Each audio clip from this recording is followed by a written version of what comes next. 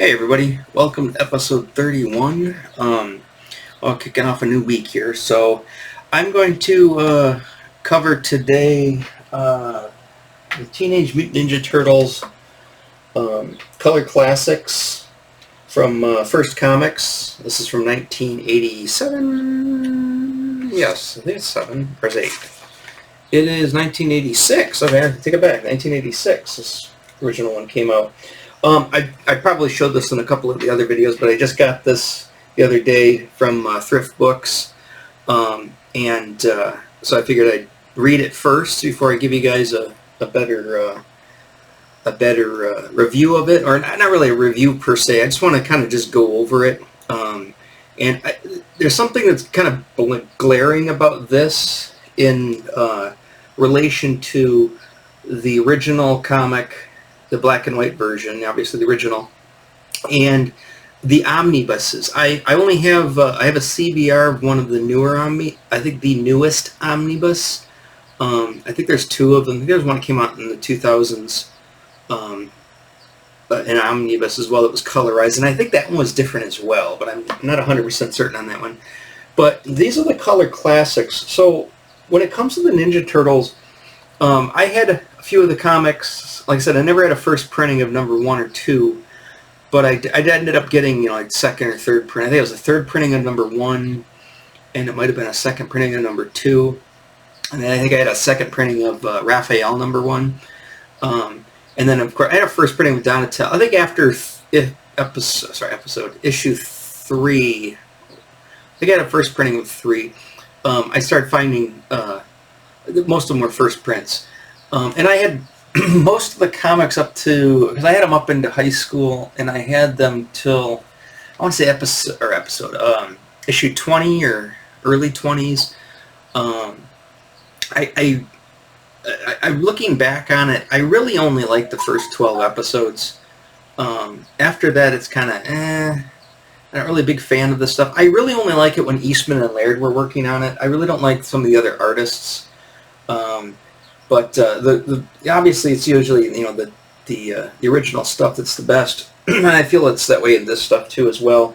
One thing I wanted to say about this was, to me though, I had some of the black and white ones, but when I really sat down and read the Ninja Turtles back in the day, it was these, and these came out I guess in '86. I didn't get it till '87, but I got most of them, I think all of them, from Fireside Books. I probably told the story in one of my other videos about one of the, I think the fourth one, or maybe even the third one I got when I was on my first date. Yeah, I got these, and a buddy of mine also had them as well, my friend from, newfound friend from Ruther, and this was kind of the thing back then. I mean, these colorized versions were awesome. I mean, I love the covers on them too. They're about yay thick or whatever. I thought they had like 3 or 4 issues in them, but now that I've reread a couple of them, I realized there's only 3 issues. So there's 4 issues, 4 volumes, and there's 2 issues in each. There's a couple of side stories that I think were in some of the other issues, but so it's basically issue 1 through 12. I don't even think it has any of the solo adventures in it, like the Raphael or Leonardo or the Donatello, which was my favorite. Yeah, so I did finish reading 3 again, reread 3, and read all of the issues. I really like those, and I guess I kind of went over this one already with issue number 8, even though there's 2 more issues in this. And then I got this one, so I read through this one. I just got this one today, had come. It was number 4. And I got number 2 on order. I'm not reading any of these in any order, but I got number 2 on order from Thrift Books, but it hasn't shipped yet, so I'm kind of wondering what's going on with that, because usually Thrift Books ships like the next day. You're just like Amazon. I mean, they ship pretty quick, but I ordered this and in good condition, supposedly, and ordered number 2, and it's supposed to be it's the most expensive out of the 4 that I've purchased so far. I think it's $20. Otherwise, the rest of them are like, I think this one was 12, one was like 13. I mean, I thought these were the other $9.95 a piece. This one was $9.95, and I believe this one's $9.95. Of course, I can't tell because there's no back cover. So first thing I wanted to talk about was, this is the first strike I had with 3 thrift books. I say 3 strikes and they're out. But the first one is this. I mean, so far so good on everything. When they say it's in good condition, for the most part it's in good condition, with the exception of the sticker, which I'll get to next.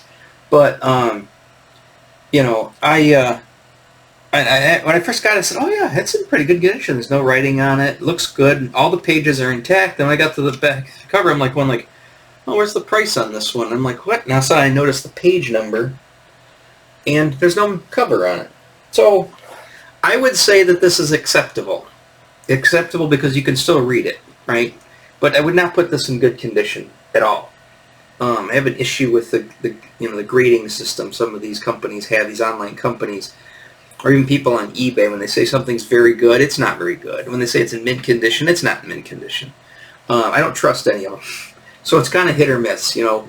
If it's an okay price, and even if I get a crappy copy, I'm okay with it.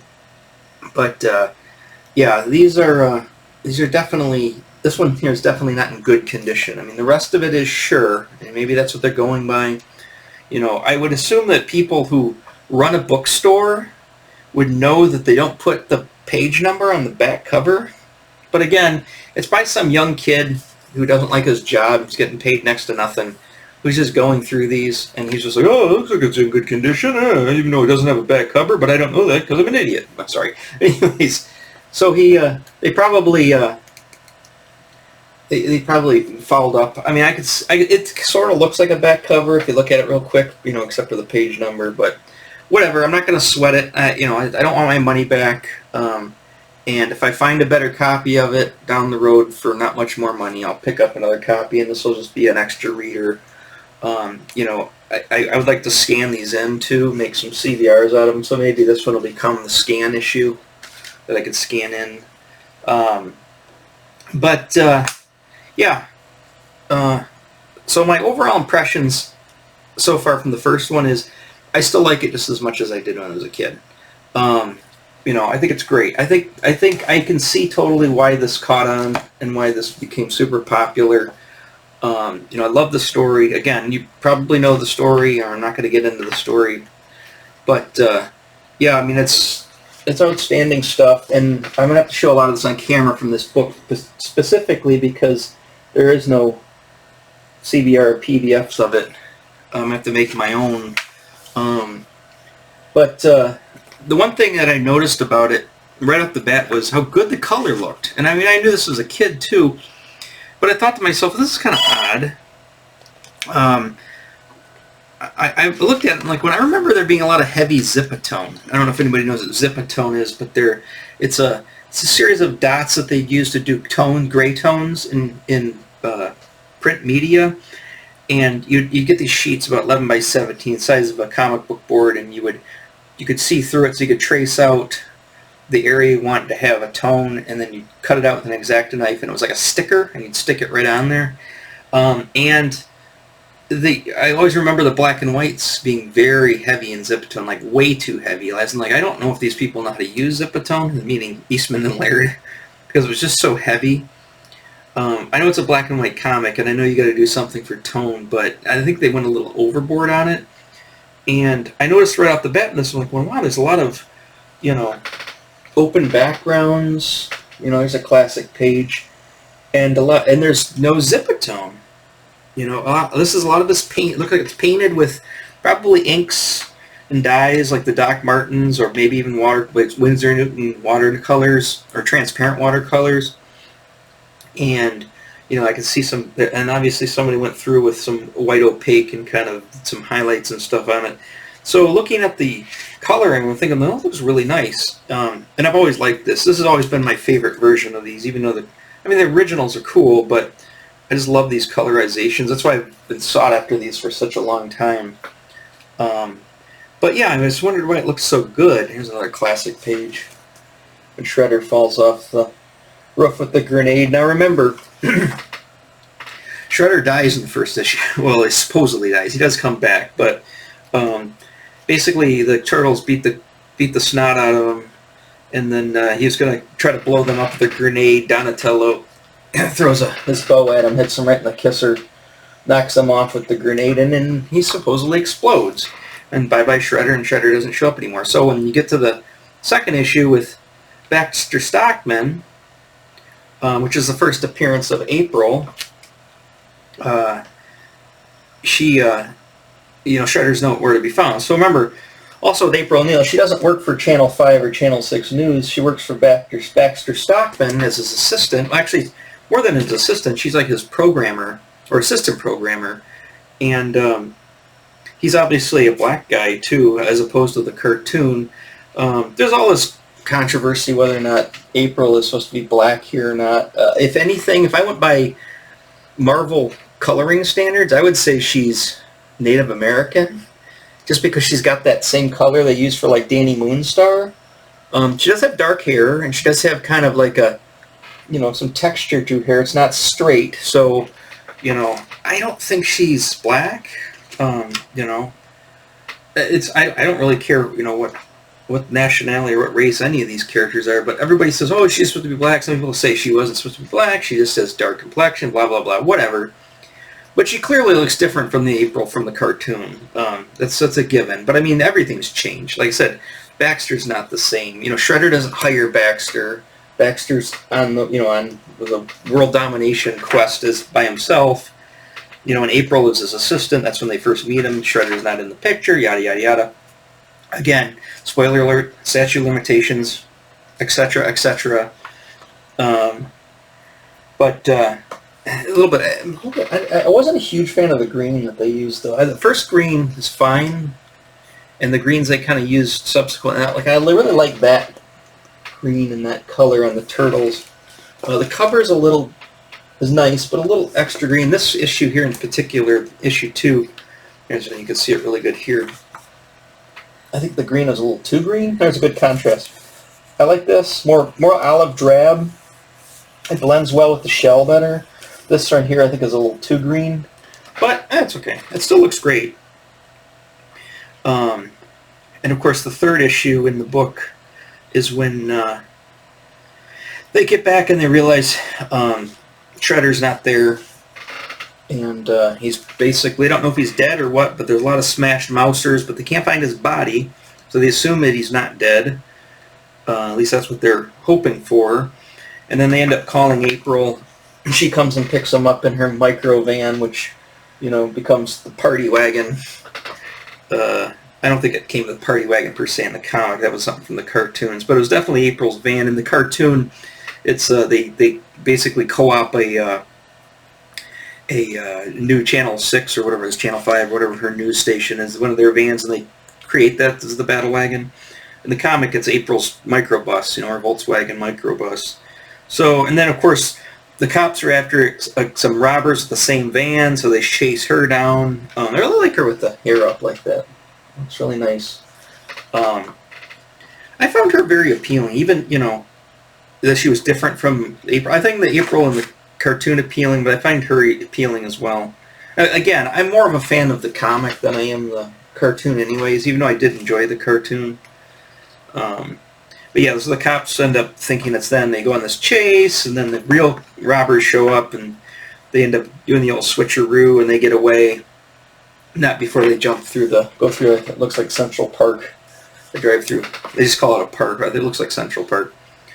And then when they get back to her place, she kind of tells them to hang loose. And they can stay there for a while to kind of relocate because they want to get out of the sewers because they know all the cops and stuff are going to be looking for the mousers and whatnot. And then of course they all end up passing out there in her apartment. So that's the first 3 issues in this book here. And then it's got this. Like I said, I don't think this is it's just got this little short. I don't know if this was from the original or not. 3rd issue. I mean, I sort of remember it. It's okay. Feels like it was done after the fact, but maybe not. Maybe it is from the thing. And then there's a bio and Eastman and Lard in the back here, and so a couple of pinups and stuff that they used. Definitely different styles and stuff. I noticed that their style also morphs a lot. I don't know if it's because one's doing the art and the other one they're trading off or what it is, but the first issue I think is where they look the best. I don't know who was in charge there of that. Maybe it was Eastman doing the penciling.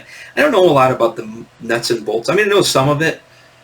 But again, what struck me was they just look different from the original, and it definitely looks different from the omnibus. And I'm going to pull up the original issue number 2 here.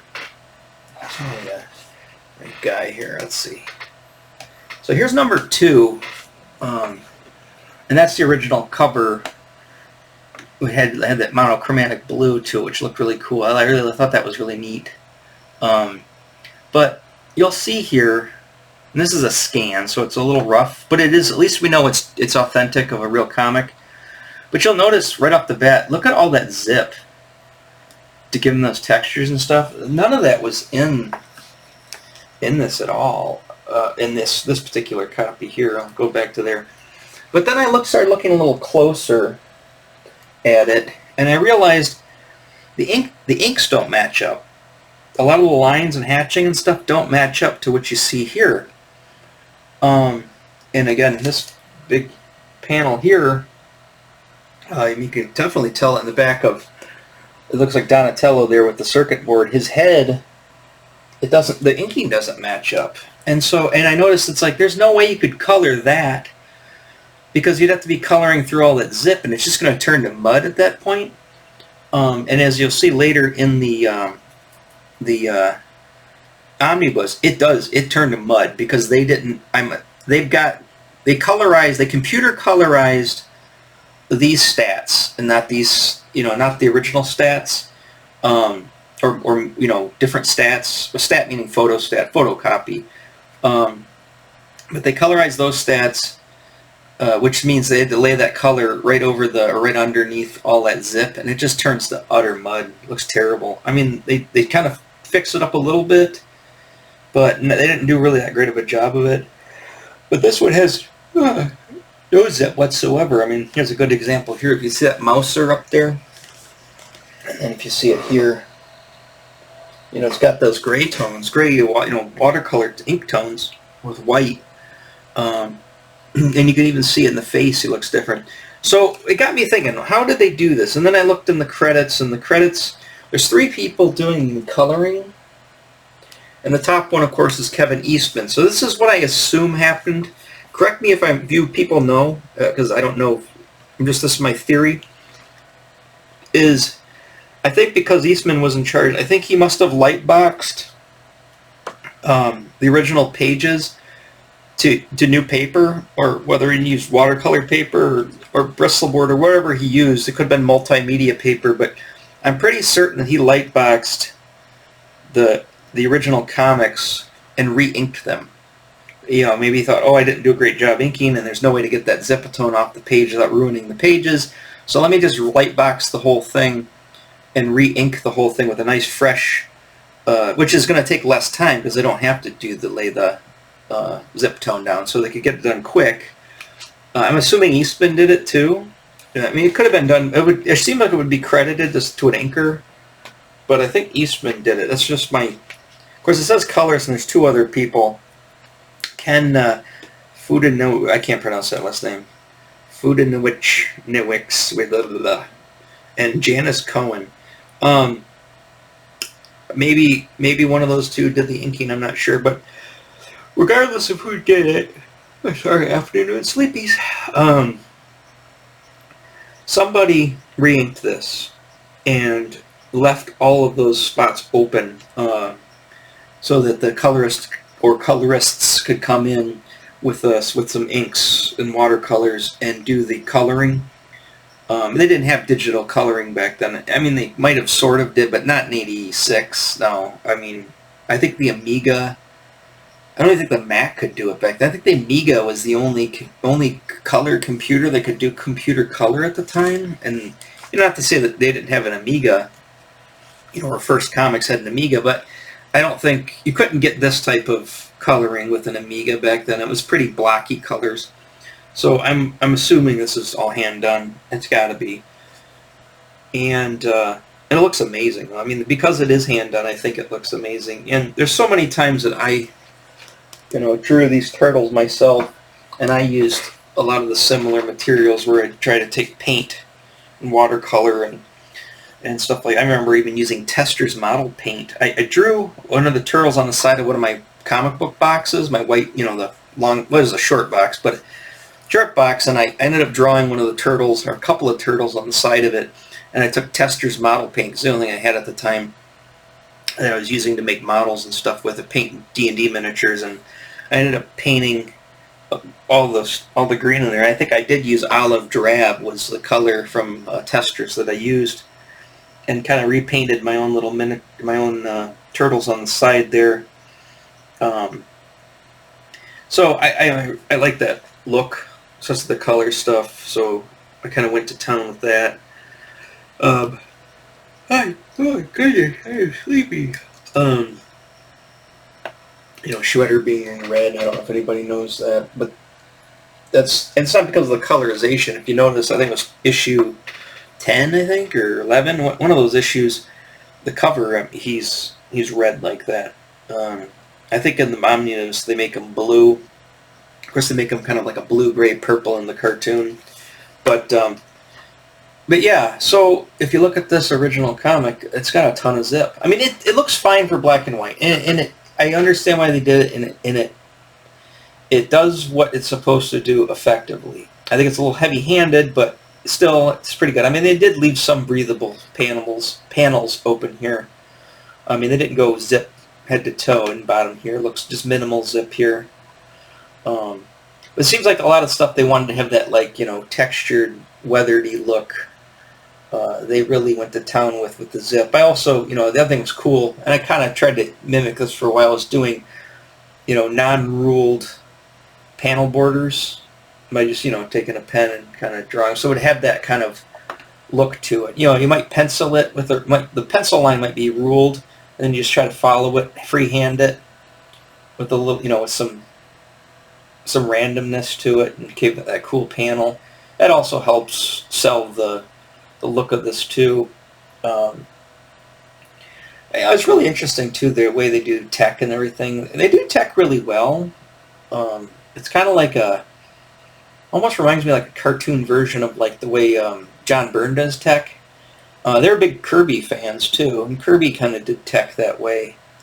Their stuff looks a little bit more sophisticated than Kirby's stuff. Kirby always, his big machines look like, abstract art, or like almost like brutalist artwork, as opposed to this is a little bit more streamlined, and a little more realistic. Especially like these computers, these disk drives here. And he's got all these disk drives here. He's got this. I mean, obviously they're using either it's an Apple. Actually, it looks almost like a Commodore, or a Tandy or a Texas Instruments computer to kind of give it that look. Big, thick, clunky keyboard.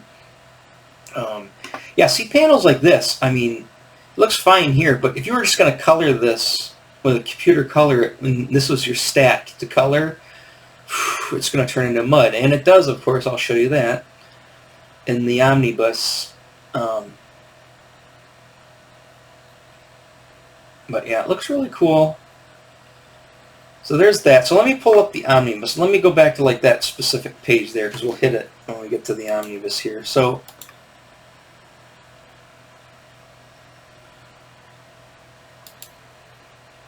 sorry.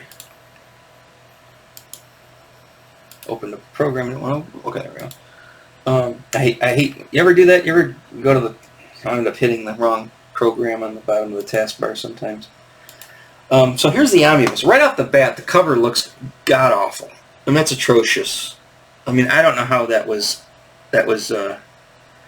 passed muster. I mean, I would have said, hey, guys, you gotta do something. That looks horrendous. Especially when they just utterly destroyed the original cover. That doesn't look too bad. I don't find that bad, but as you can see, they colored the stat. I think that all that zip work on there, and then they went in, they put some highlights, and they put some shades and stuff in there. If you start shading on top of a lot of heavy tone work, black and white tone work, it looks like mud. The whole reason the tone work is there is because you don't have color. So therefore, if you're going to go backwards and color something that was originally meant for black and white, the first thing you're going to do is pull out all those tones as much as you can. If you digital, you can easily just go in there and just erase them with the erasing tool on the stat layer. And and also I think that, and they didn't do this throughout the entire comic, but a lot of times I think they were using like a gray marker, almost like an ink wash, to make do like an ink wash on stuff, and then they were zipping on top of it, so it kind of made it extra muddy. And then if you leave that in there, and then you go ahead and try to now if they just did flat greens under there, it would have been fine, because you could have left the tones as your shading, but then they decided to shade it on top of it too, and it's just like, oh, it's too much, way too much. I mean, obviously somebody felt like they needed to justify their paycheck, but maybe the editor of this wanted it. Sometimes don't trust your editors. Sometimes, a lot of times, your powers that be, if you're the artist and they're coming to you to do the art, chances are that the people who want you to do it are not artists, and or they're bad ones. That's why they're doing their job now and they're not doing the art.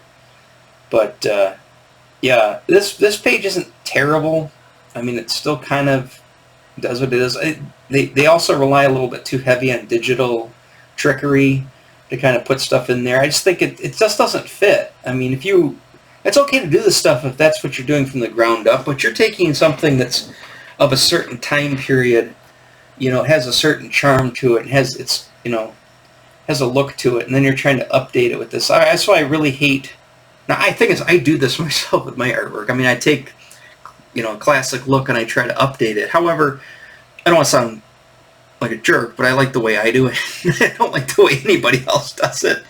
But sometimes I saw some Neil Adams stuff, graphic novels of Neil Adams. They recolored it, and it's just, they overbaked it. I mean, it's like, I think the colorist was trying to, prove that he was somehow better than Neil Adams or something by over-baking the crap out of it. And that's what I find a lot of it is. It's like a, it's a pecker contest with some of these people. It's just like, I want to show how much crap I can totally put in this, and therefore that makes it better. Like, I'm a better artist if I draw more shit.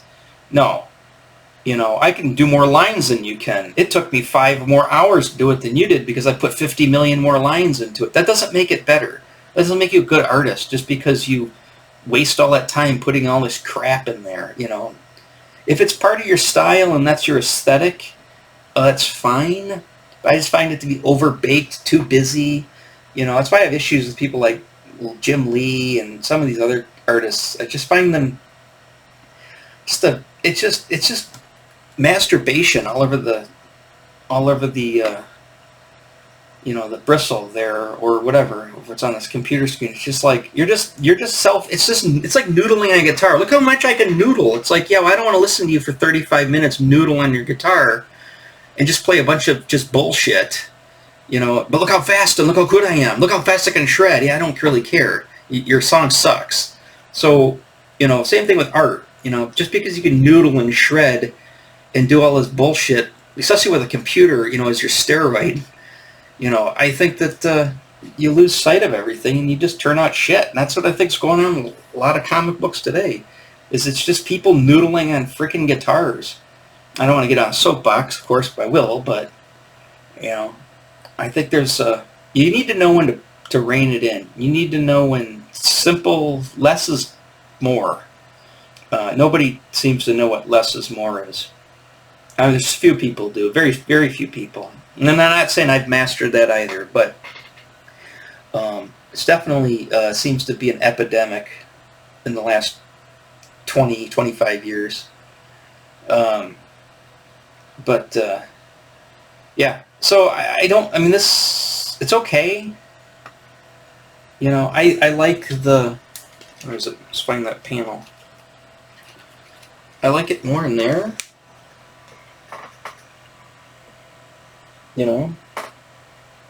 It's just, it looks too like I did it with a computer, and it looks too muddy.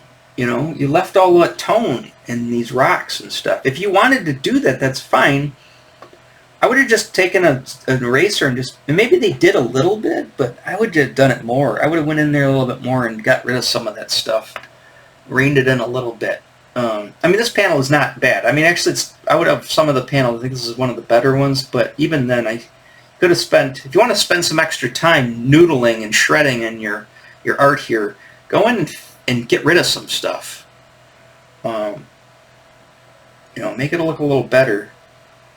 I'm sure that people disagree. I'm sure people love this. I'm sure people are like, yeah, you don't know what you're talking about. And of course, most of this is subjective. I find it to be borderline objective, but, you know, I guess I can't make that absolute statement, although I'd like to, and I will. But I'm not saying I'm 100% right, but 95% right. But anyways, yeah, so there's that panel. See how muddy that panel is? Let's look at that panel again.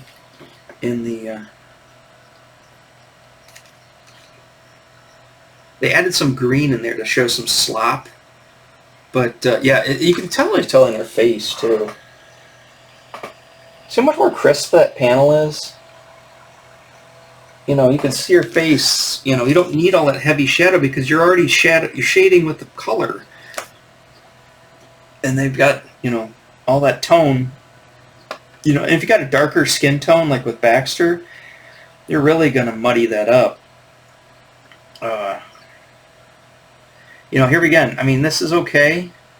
And I understand what they're doing, you know, with the stuff, but, you know, all this extra trickery, you know, at least they didn't go overboard with that. I gotta hand it to them. They did seem to, you know, be a little bit more, you know, what am I trying to say? They're being a little bit more judicious, I guess is the word, with all the digital trickery. So they didn't go bananas with it, which is good. Again, I don't hate. I mean, I hated that cover, but I don't hate any of this. Like, these panels look okay. I just think that the color classic, and the reason why I wanted it in the first place is it just looks better. And no, it's not because that's the one I had and this is, you know, new, but the thing is, because that's the one I had and I got it back then, it was from a different time, and like I said, I think they did a better job back then. And I think it was brilliant on this. It's not that it's rocket science, but I mean, I think if Eastman was the one who said, "Hey, you know what? I need to re-ink this, or I need to get somebody to re-ink this and get rid of all that tone because we're going to color it," I think that was, you know, definitely the right decision. It looks like that's what they did. So, you know, it's not terrible. I like the other one better. Yeah, here we go. It's a good scene right there. That page is way too dark. I mean, granted, now it's supposed to be, if that's the only light, is that lighter match or whatever he's got in his hand there, then yes, it actually is going to be that dark in real life. But this is a comic book, and this is a fun comic book too. So, you know, take a page of old Dungeons and Dragons. You know, that's what kind of reminds me of. Oops, where are we at? You know, they got that wall has got that wall. You can see the purple in that wall more so. It's way too heavily done there. You know, April's face looks better. She does have some black lines on her face, but not to that extent. I just think this one looks better. I'm just going to keep saying it. That one looks better. And of course, then there's that last issue. This one's better. It still has the problem, but I mean, and the thing is, like, yeah, the original one, they colored all that mud on her outfit, on her jumpsuit, and a lot of this mud, they didn't even try to do that here. And they, you know, they got digital tools, so they could have easily done it. They didn't do it there either. Oh, which is weird because he didn't even ink the mud there on the original. It's that next page. Yeah, good. Okay, good example. That page is so much better. But you know, again, some people, like the artist who worked on it, might have thought, "Hey, I like that." The editor might have wanted that. Who knows? There's probably fans out there of the stuff that like this better than that one. That page is way too dark. That page looks a lot better in here.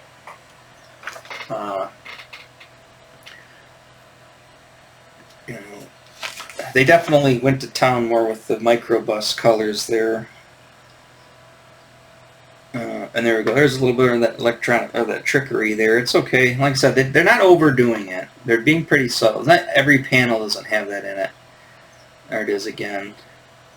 Oh, actually, take it back. Now they seem like they're really cranking it up. You got the lights of the cop car. I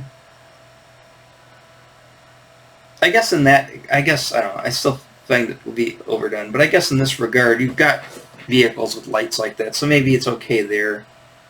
But it doesn't look too bad. It looks. They definitely have two different times of the day. It looks like. So, like in the comic here, it looks like that's happening in the daytime. It basically looks like it's everything this is happening like I would say about twilight. And this stuff here looks like it's a little more after dark. But yeah. There's the page with that have. Let's go back to our apartment page. Oh, epilogue. Okay. So where's the... there's no epilogue in this. I'm wondering if the epilogue was in the original. I have to go to the comic and find the epilogue. Let's go do that real quick. Let's go to here. That would have been which comic? This one?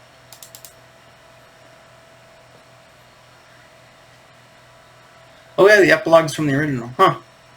So I don't have 2 yet. When I get 2, I'll see. Maybe the 2 opens up with the epilogue of this old comic. If it doesn't, it's like I find that kind of odd. But yeah, there's the crying people.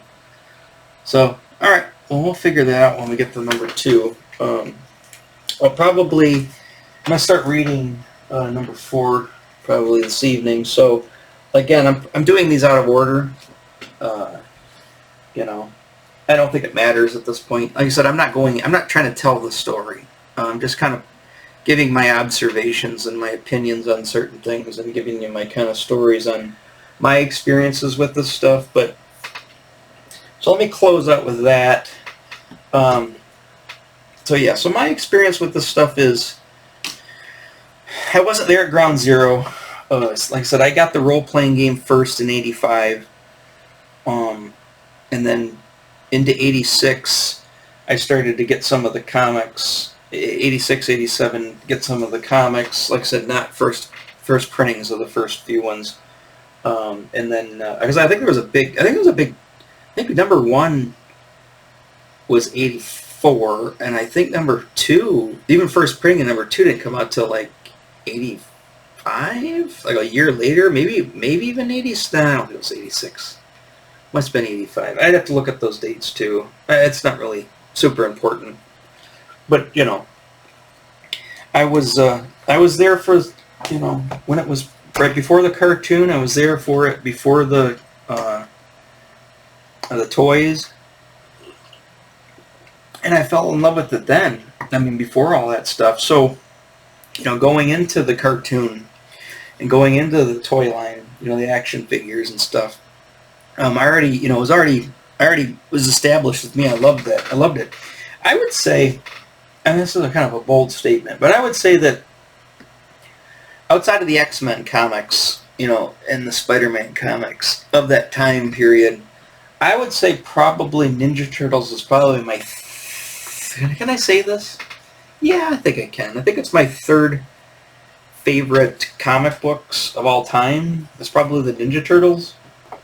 I'm just trying to think if I'm omitting anything. I mean, I love, I did the episode on the X-Mutants. I love the X-Mutants that they were out at this time. The X-Mutants wasn't as good as the Ninja Turtles storyline. The X-Mutant story also is kind of and then the thing is, when I talk about how sometimes, good art can save bad stories, and I really wasn't adhering close attention to the stories, I guess outside of those X-Men issues, you know, the Down Under and everything. This is probably the first comic that I really paid attention heavily to the story, because the story was really good. I think, I mean, there's no question why Turtles became as popular as they did. I mean, they knocked it out of the park on this one. You know, I know that they borrowed a lot from, you know, like Frank Miller's Daredevil. They borrowed a lot from, you know, a lot of things of the time. I think their two biggest influences they do cite is Frank Miller and Jack Kirby. So, you know, I can see it all in there.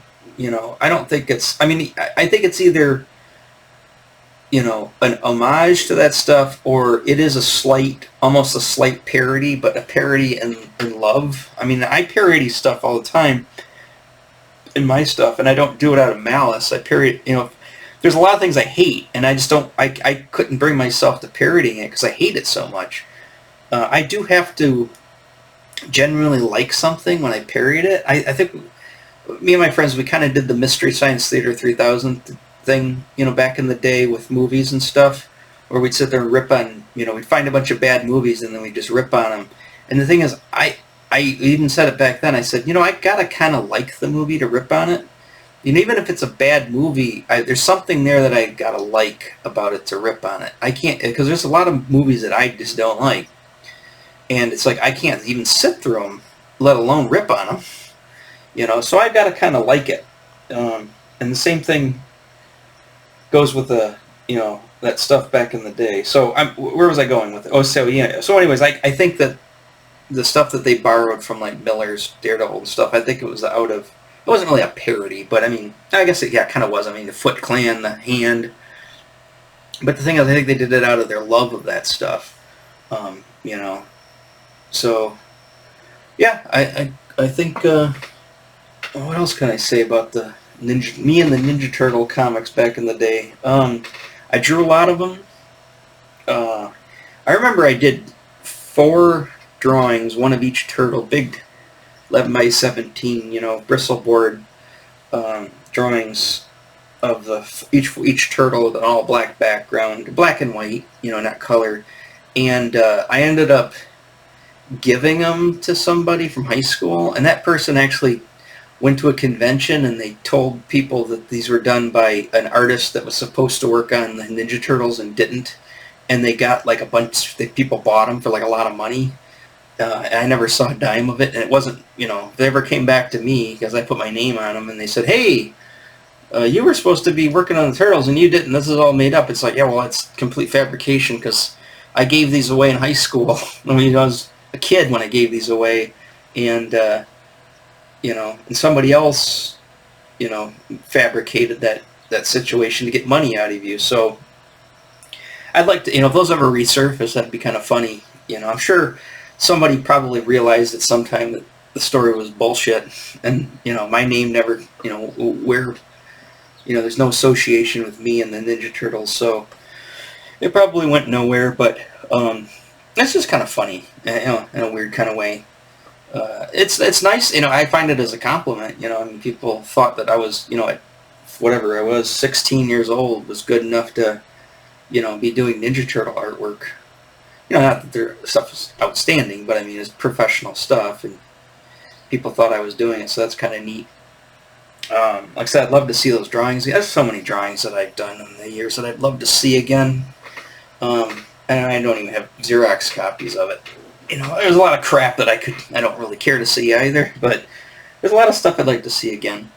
Alright, let's end it here. I don't know what I'm going to do tomorrow. Like I said, I usually take a few nights. I just don't pour through these so quick since there is so little of it. I try to savor it, take my time. I usually just read a chapter, which is like one issue a night, and then I just put it down, pick it up the next day. So a few nights from now, or a few days from now, I'll probably go over this one. You know, I kind of went over, and I'm going to talk about the artwork in this too, because this one's issue 4, and the artwork, to me, is kind of drastically changes, and I was looking to see who did the artwork, and it still says art by Peter and, you know, Eastman and Laird, so again, it seems like they're changing their style up again. I mean, there's nothing wrong with that. I mean, this is their, yeah, Peter, yeah, Letters and Colors by Steve Levine, but Eastman and Laird, it says credited for the art. I'm just looking at the title page and see if that's rings true. I don't know. No, it says there's Bissett and Dooney. That's right. I remember seeing them in Lawson, but it doesn't say who did what. So maybe this was starting to be penciled by other people. I mean, I know it eventually, and that's kind of why I kind of got sick of it. And these are the last few issues here as well. Spoiler alert, issue 10's when Shredder shows back up. But we also get this guy too, Casey Jones. So, yeah. And April's drawing different. It's definitely somebody different drawing it. This is kind of. I remember what happened. They go to that farmhouse. And they kind of sort of did this in the first Ninja Turtles movie too. And then they escaped to the farmhouse or whatever. And I think that's where it ends. I think it's the last. And then there's no more. There's no book 5, at least that I know of. So I'll do the rest of them as I get them and read them, and we can close the chapter on the Ninja Turtle comic itself, and then hopefully, I don't think my party van won't be here till probably September. I'm hoping that with the action figures, I'm hoping that Rat King comes out. There is a Saturday morning cartoon comic right now, I think by IDW, that looks pretty decent. I read the Rat King issues of that, and it was not bad. It was kind of nice. It was had that very same feel as the original Ninja Turtle comic or cartoon, and I think even more so than the what do you call it? They did the Turtles Adventures, which is pretty much a comic based on that. Archie Comics, I think, did that. I've got all those in CBR. I should look at those too. I might read those at some point. I had a few of them as a kid, but I don't even think I was a kid then. I think I was out of high school when those were coming out. And I got a couple, but I didn't stay with it. I don't know how many. I think there's like 100 issues of that. It's kind of a lot, but they were kind of going on while like Batman animated series was out, and they had those. Definitely, I think during like the Jim Lee X-Men craze. Yeah, oh my goodness, I'm falling asleep again here. I guess I should in this video, but I'll talk to you guys tomorrow. And like I said, I'll come up with something. I don't know what I'm going to come up with. I usually think of this, unless I get something in the mail to prompt a video, or I get a new toy or something. I usually just kind of dig into my stuff of the past that I like, and share it with you guys. All right, I will catch you guys tomorrow, and take care. Bye-bye.